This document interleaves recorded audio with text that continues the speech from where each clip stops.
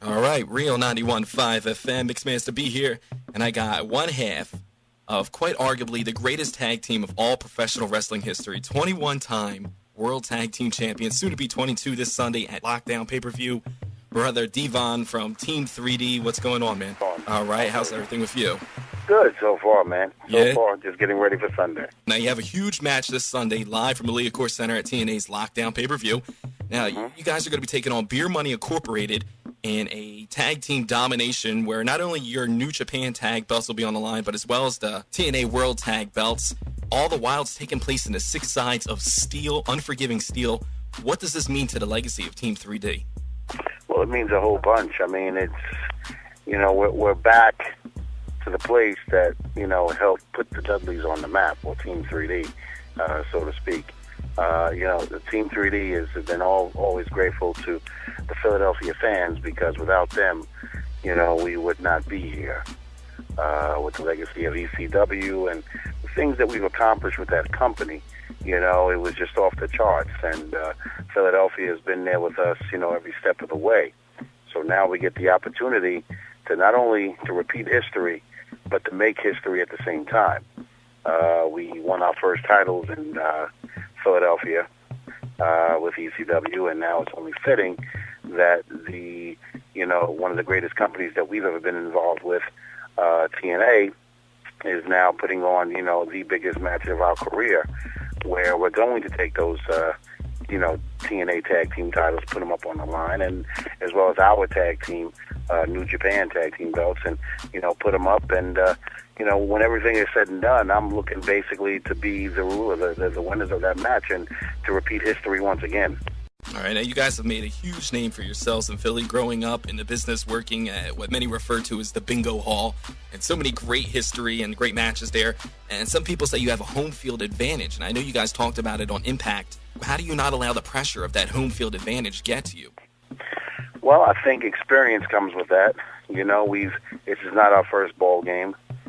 We've been in predicaments like this before, where we've had to pretty much, prove that, Team 3D, formerly known as the Dudley Boyz, are no joke, and, we are the real deal. We are pretty much taking the torch and continuing to run with it, from the legendary Road Warriors. That's the way we feel. They've passed the torch to us, and we're just continuing to go. So as far as I'm concerned, with everything, that's on the line, and this and that, we've been through this before. We've done it. We've actually sat here and tried to compare, all the other times to now. I think the only difference is the one tag, belts that have eluded us for all of these years, which was the, New Japan tag team titles. We now possess those. And to put those up on the line, that's something huge to us, because those belts meant a lot. Everybody who's been anybody in this business in a tag team, who's ever made a name for themselves in a tag team, has held those belts in one way, shape, or form. Talking with Brother Devon on the line here from TNA, and recently we have seen over the last couple of weeks on Impact the mutual respect between yourselves and Beer Money Incorporated, where they've done run-ins and helped, save your guys back and vice versa. And it seems like a no-brainer question, but why is it important that Beer Money Incorporated be at the top of their game going into this pay-per-view match Sunday? Well, I think you said it best. It's a no-brainer.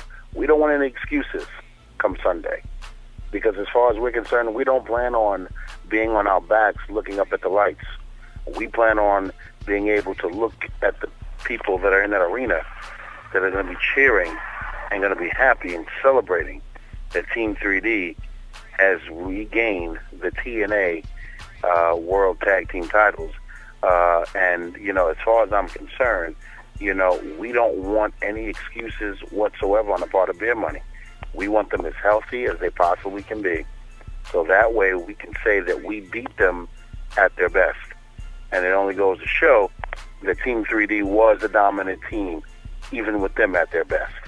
TNA Lockdown. This is Sunday on pay-per-view live from the Liacouras Center in Philadelphia, and I believe there's still limited tickets available for this event. You can get up to Liacouras box office. And Lockdown, the most dangerous pay-per-view on the TNA calendar, where all the matches take place in steel cages. How do you guys prepare for this? You guys have had tables matches and so many other kinds of matches throughout your illustrious career with ECW and everywhere else. How do you guys prepare for a match like this? It's like preparing like Rocky Balboa would for his movie, Mm-hmm. in Rocky. We're training. We're in the gym, doing a lot of cardio. We have a school down in Kissimmee, Florida, and we teach the kids and stuff like that out there, the next generation of wrestlers. But we're also getting in the ring and training as well, for situations like this.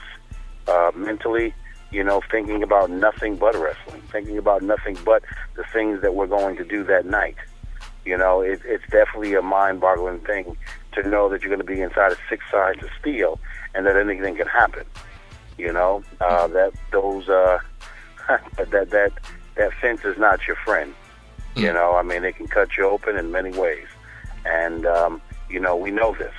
And again, this is not our first time. It's not our first barbecue. We've been in predicaments like this before.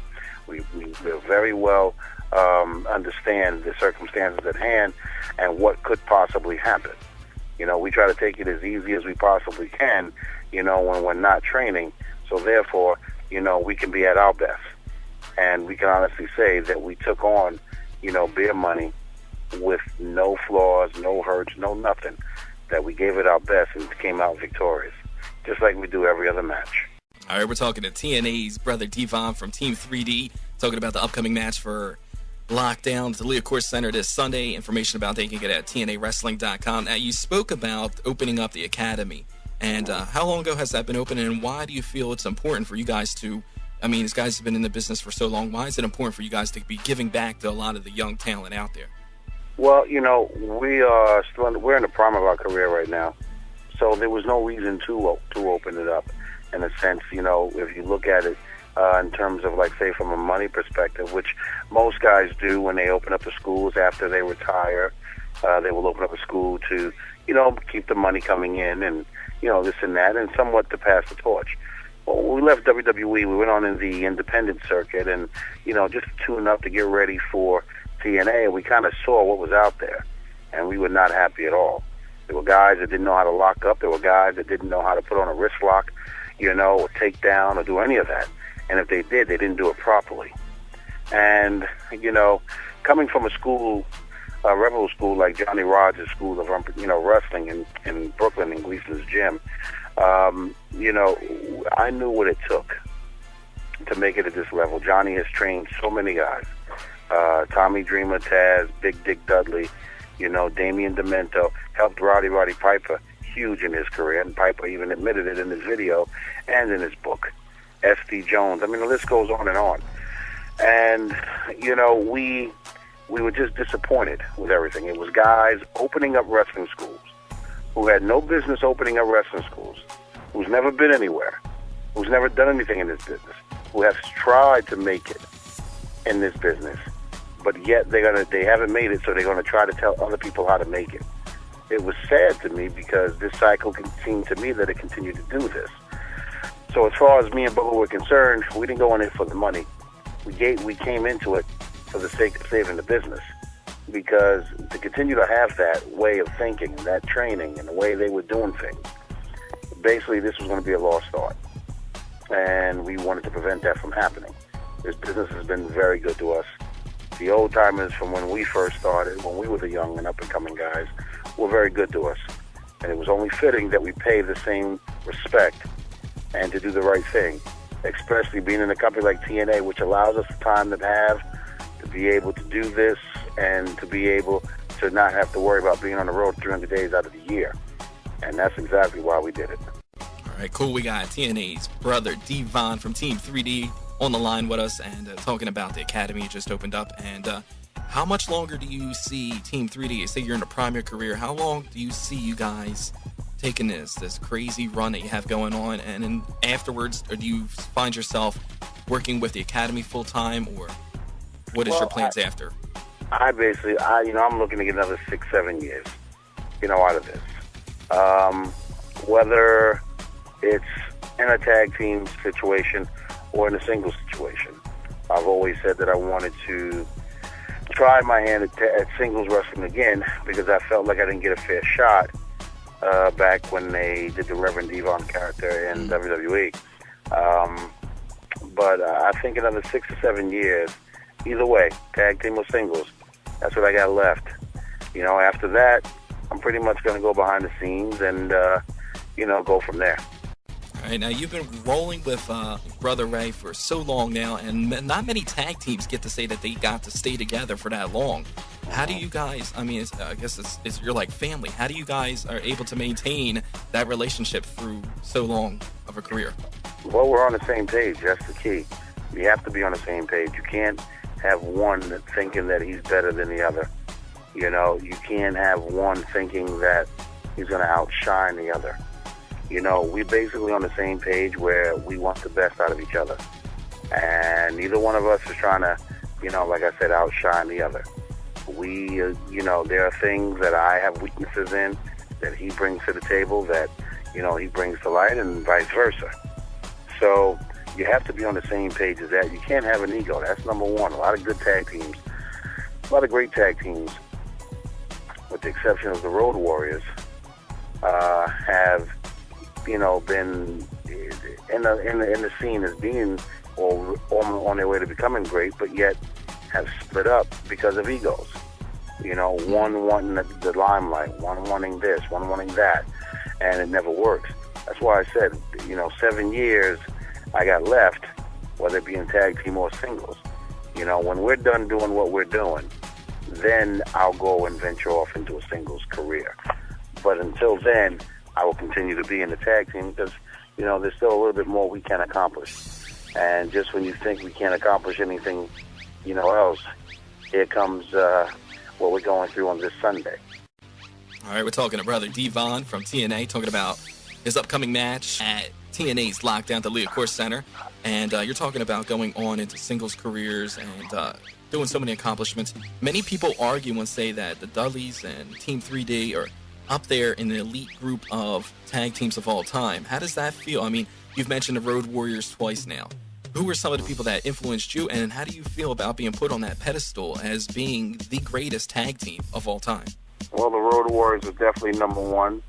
The Hart Foundation, the British Bulldogs, the Rock and Roll Express, Telly and On, the Funks. It's been so many guys that have influenced us, and it's great to be put in the same category as greatness as those guys, because we grew up watching them. If you would have asked me 25 years ago if I would have been in the same category as the guys that I have just listed, I would have said you were crazy. Regardless of how much potential I thought I had back then, when you look at guys that you idolize, you think of them as being great, and that there's no way you'll be able to top them. And not saying that we topped any of those guys, but just to be in the same category, just to be mentioned in the same breath is mind-boggling to me, even to this day. Because a lot of times I don't feel like we're in that same category because, it's just, when, like I said, when you're watching your idol, you never think that you're as good as the idol, as the man, the people that you've looked up to. You always want to be compared to, or, maybe mentioned in the same breath, but you never think that you're better. And so, I thank the fans for voting us the greatest tag team in the history of this business. I think it's great, but still, it's hard for us to fathom that when we grew up watching so many of these guys. And, we enjoy what we do. We're very happy. We're very blessed in that aspect. And, again, I'm just happy to be, mentioned in the same breath as some of the great guys that have paved the way for us.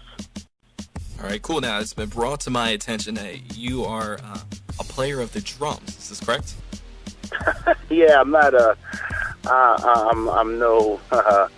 I'm no big time drummer by all means. It was a hobby. I actually played the drums in church, and if anybody knows the Baptist church and how they hoop and holler and they have a good old time with their music, I played then, and I tried to keep it up every so often. I hadn't played in years, and went to a friend of mine's house and got back on it after about 15-something years. And I lost a little bit of a beat, but I'm going to buy a drum set now and continue to practice on. You never know. After pro wrestling, I may want to get a band together. I may want to be like Chris Jericho with Fozzy. Yeah, there you go. But don't market it as Chris Jericho and Fozzy did. Yeah, they didn't do too well. Yeah, they didn't do too well doing his performances on Monday nights, and it just made a bad situation for them. Yeah. All right. Now, what do you like to do in your spare time? I see you play the drums, you're working at the academy and everything, but for people who see you each and every week on Impact and the pay-per-views, how does Devon get down when he's relaxing with the fam? Basically, with my family. I have 4 boys and a stepdaughter, and, they're my life. I don't do anything else. I don't hang out with the fellas. I don't do any of that. All my time is devoted to my kids. And I have a 14-year-old, 2 14-year-olds, set of twins. I have a 7-year-old. I have a 9-month-old and a 4-year-old girl. And, it's, to me, that's my downtime. Watching them grow up, watching them do the things that they do. It's kind of heart-wrenching when you're on the road and you got to leave. And, they know daddy's going to work. And, it bothers you sometimes because you can see the look on their faces. But at the same token, you're doing what you got to do to provide for the family. And I go out and do what I got to do, but then right after that, I come right back home. There's no need for Brother Devon to do anything else but to spend time with his kids. And that's my leisure time. That's what I love to do. We live in Florida, in Orlando. We're going to Universal, Disney, MGM, Epcot, Islands of Adventure. I mean, we do it all. I mean, it gets to the point where I think I'm going to have stock in Disney because I go there so much. Said you could get a ride, like a ride where they put you through a table or something. You know what I mean? Some marketing ideas, shoot them out there to them. Exactly. Now, you mentioned you got twins. Had they expressed any interest in the business, and how would you respond and react to that? Unfortunately, yes, they have. They want to get in the business very bad. They've pretty much started taking bumps already. I've taught them how to take some bumps and a couple moves here and there, but I've had to put it on hold because I want them to concentrate more on their schoolwork than trying to be a professional wrestler. They thought they were going to, straight from high school, go into wrestling. I told them no, you have to go to college. I said, definitely. Education first. Yeah, get your master's first, and then I may consider it. And they said, well, you didn't do it. I said, well, you don't do what I did. You do it as I say. So I waited a long time to be able to use those words that my parents used on me. Mm-hmm. When you're known for putting people through tables and, barbed wire and everything else, chair shots, you do listen to what you have to say. Exactly. All right, that's awesome. So give me some information again. You're talking about the Academy. If anybody out there is interested in finding out where they can get more information about it, where can they go? Okay, well, they can go on to the website, which is www.team3dacademy.com, or the MySpace account. Just go on Team 3D Academy. When you're on the MySpace, it comes right up. We are basically a school that pretty much has a philosophy where we teach the old school rules with the new school tools. And basically we take a little bit of the old school, but add it into the new school. We have personal training in terms of core work to get you ready to get in the ring to do the things. And then you are trained by myself and Bubba Ray. We will get in there with you and show you and train you and put you on the right track. We've had 4 people already, 2 people that signed with the developmental with WWE, 1 on the way, and 2 people who have signed with TNA.